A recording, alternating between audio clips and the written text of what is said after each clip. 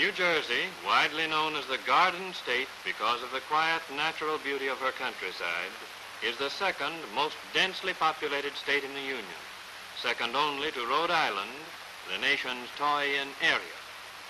1/4 of her people live in 6 bustling active cities, each having a population of more than 100,000.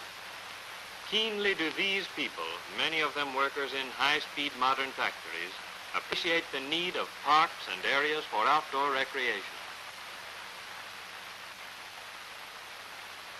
Out of Jersey City, Newark, Camden, Trenton, Patterson, Passaic, and other large centers, they flock by the thousands, afoot, by bus, streetcar, train, or in their own autos whenever the weather is fair.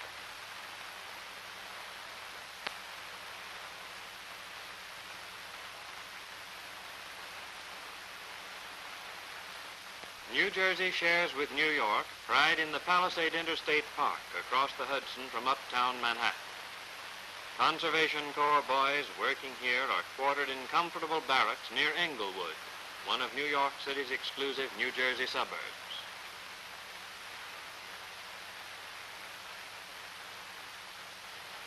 Their task is to control erosion along the mighty river which cut through the Hudson Valley and left the Palisades towering as one of the impressive scenic spectacles in the East.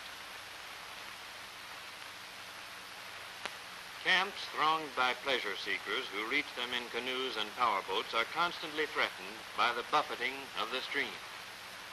Here the boys are going in at low tide to get rocks for riprapping to protect the stream banks from erosion.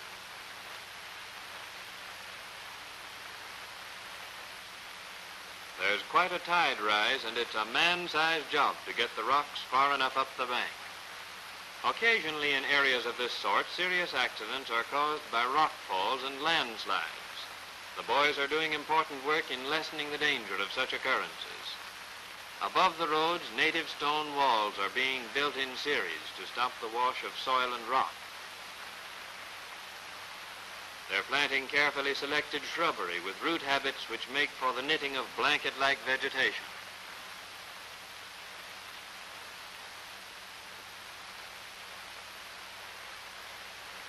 Those who have seen the Palisades, particularly from the New York side, have been impressed with the sheerness of their face.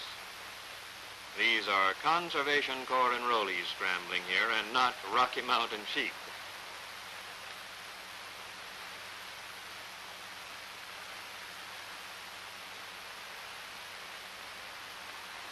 With so many strong young hands eager to take hold, the emergency conservation work plan calls for manpower wherever there arise situations, making it more efficient than machinery. And in cases such as this, renewed physical strength and restored morale, byproducts of the conservation movement, come with each tug of the rope.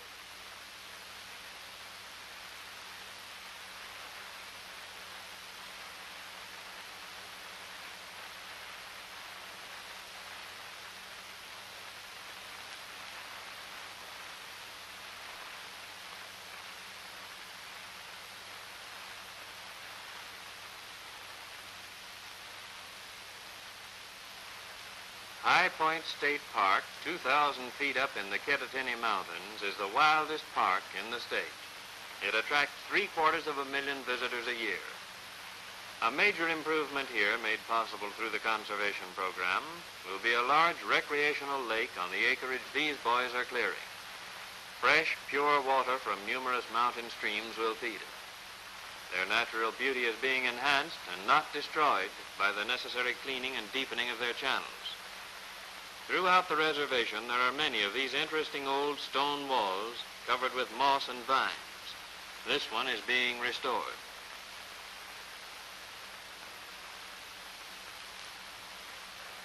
This beautiful mountain area is a picnicker's paradise. There are plenty of rustic tables and chairs, outdoor cooking ovens, piped water outlets, and other recreational facilities. The reservation gets its name, High Point, from the fact that it's the highest point in the state. New trails and roads to make every beauty spot easily accessible are being constructed as an important feature of the improvement project.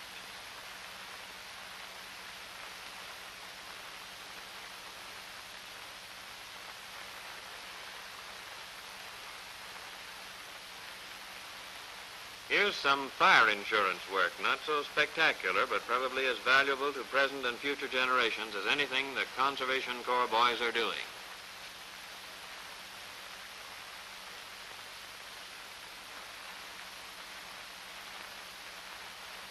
Dead branches, whether they be on the trees or on the ground, constitute both a fire and plant disease hazard.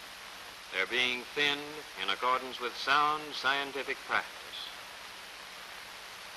The enrollees have a particular aptitude for tree surgery. They're probably intrigued by the adventure of scrambling about in the treetops.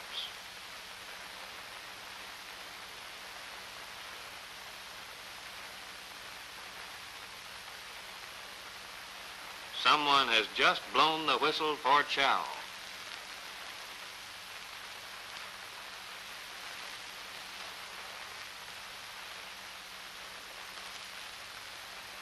In the Union County Park system over near Springfield, the Conservation Corps is working on Watchung Reservation. Lake Surprise is one of its outstanding features.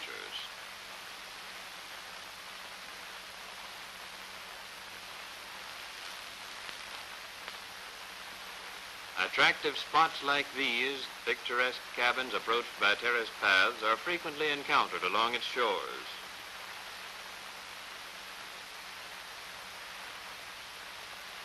The park is close in and much used by canoeing and boating enthusiasts. Much of the work being done here will ensure greater safety for those who use the park facilities.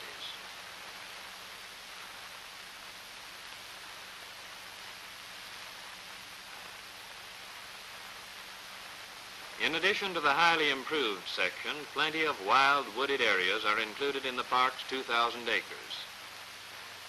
Tent caterpillars are a constant threat in all timber tracts. They would eat the foliage and destroy the trees if left alone.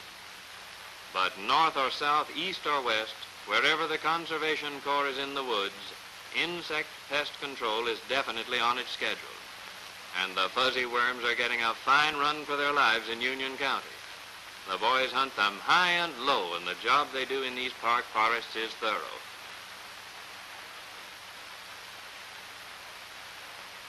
Possibly you've killed tent caterpillars by burning them with oil-soaked rags on the end of a long pole.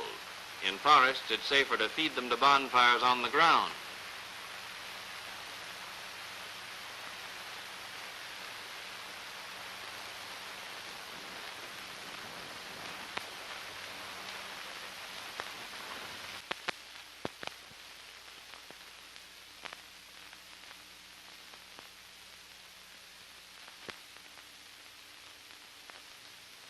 South Mountain Reservation in the Essex County Park system near the Oranges is in the backyard of one of the most thickly populated sections of the state.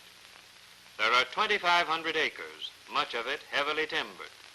Under expert supervision, Conservation Corps workers are cleaning up the woods where they need it for fire protection. The reservation has long been interlaced with fine roads, bridle paths, and trails. Underbrush clearing and roadside planting are important improvement projects here.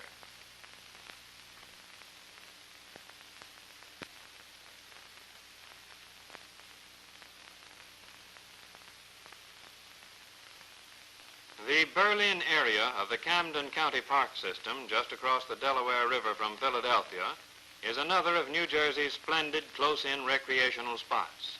It draws thousands of visitors from 2 states to see its refined beauty. Rustic bridges across streams, lagoons, and lakes in which graceful waterfowl idle away their time in carefree contentment. And there's fishing amidst poetic surroundings, the kind of fishing we liked so well in the good old days. A crooked stick, a piece of string, a bent pin, and a wiggly worm. And it's the healing sport of solitude.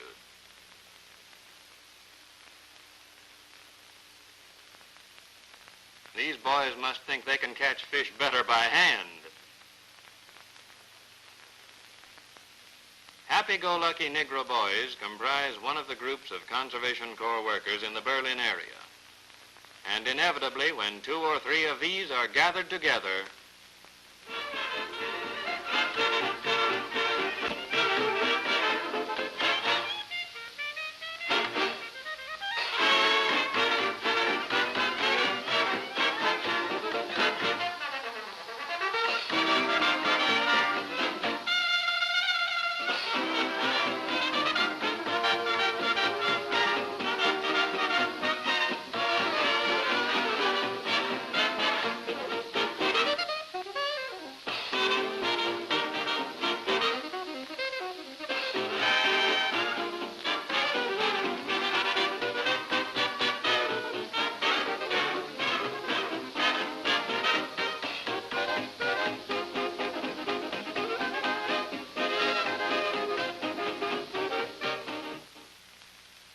boys are housed in comfortable barracks in the immediate vicinity of the park and are able to constantly enjoy many of the scenic beauties which have been arranged for the visiting public. This opportunity to see new and interesting things is a phase of the Conservation Corps work in relation to the enrollees, which is considered highly important as an educational influence. The formal recreational features in this Camden County Park are already well developed, and some of the work now being done has to do with the further improvement of these facilities.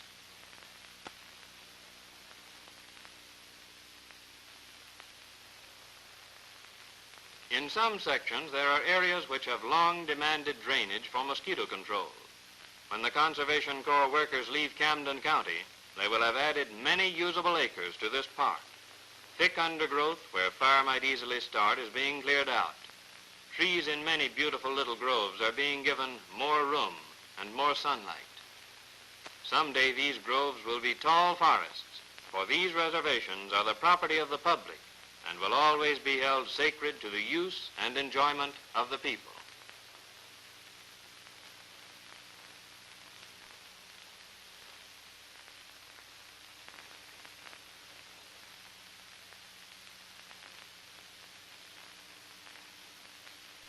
A good lake, abundantly used for recreational purposes, is the feature at Parvin State Park. Conservation Corps enrollees here, veterans of the World War, delight in fishing when their day's work is done. Muddy Run, much more beautiful than its name, helps supply the lake. The boys are cleaning it out and increasing its easy flow. It is in simple tasks like these that the application of national park standards is important in the nationwide conservation movement. There is careful supervision, no ruthless destruction of natural beauty, always saving for the present with definite thought for the future.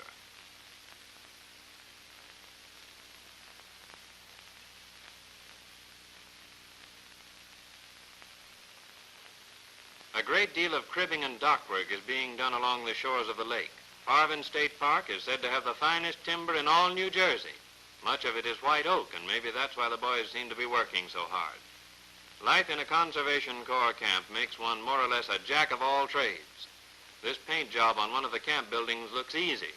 An idling truck motor supplies compression for the spray gun.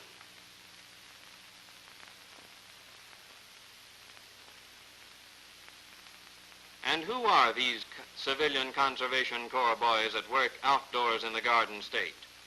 They are some of the more than 1 million youths and World War veterans who have served with the Corps since it became a reality through presidential order in April 1933. Emergency conservation work has expanded tremendously as the program moved along. At the beginning of 1935, the Corps reached a new peak in size, 370,000 enrollees at work at the same time. 348 companies working in 41 of the 48 states were at that time assigned to state park improvements, such as those you have just seen in New Jersey. Out of the bewilderment of enforced idleness, they have come to put into action the idea of parks and the awakening of the people to the facts of conservation and recreation, to build themselves into finer human beings, and to contribute to the care of their dependents. During the first 15 months, the 9,343 enrollees from the Garden State, through the $25 monthly allotments to their families, sent home $2,400,000 to buy the necessities of life and to further the cause of recovery. A magnificent army of youth and peace, enlisted in the furtherance of a recovery effort founded on the fundamental good sense of conservation.